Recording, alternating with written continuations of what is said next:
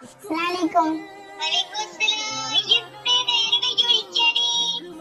കിട്ടിയില്ലേ?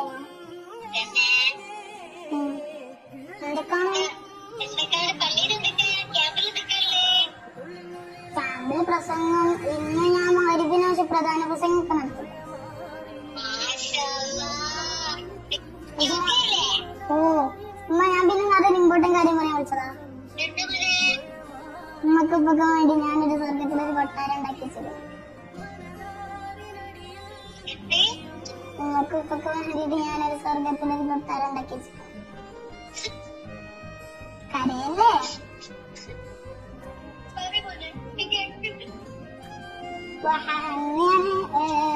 സ്കെച്ച് ചെയ്ത് രാവിലെ നേരത്തെ എണീച്ച് തഹജ്ജുദ് നിസ്കരിച്ചു. തഹജ്ജുദിന് ശേഷം ഞങ്ങൾക്ക് വേണ്ടി കുറെ ദുആ ചെയ്തു.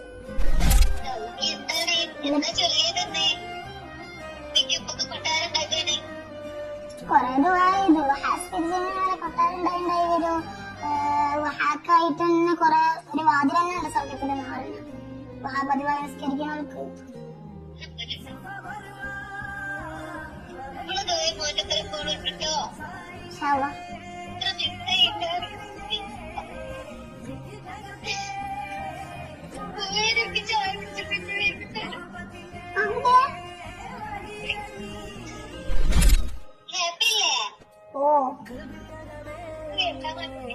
അൽഫാത്തിയില് ചേർത്തിനെ കൊണ്ടാണ് ഹിയാക്കാൻ അടുക്കം കിട്ടിയത്.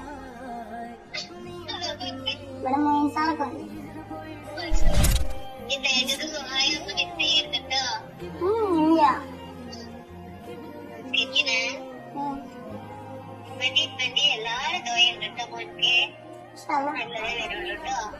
കരുണയോടെ നോക്കണം മാതാപിതാക്കളെ, എപ്പോഴും സ്നേഹത്തോടെ.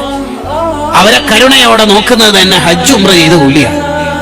ആ ഉമ്മ പോയാൽ തീർന്നു. പിന്നെ യൂട്യൂബിൽ പ്രസംഗം ഉമ്മാനെ കുറിച്ച് കേട്ടിട്ട് കരയാനല്ലാണ്ട് വേറെ പരിഹാരമൊന്നും ഉണ്ടാവില്ല. ഉമ്മ ഉള്ള കാലത്ത് ഈ കൂലി മുഴുവനും ഭാര്യക്കൂട്ടണം.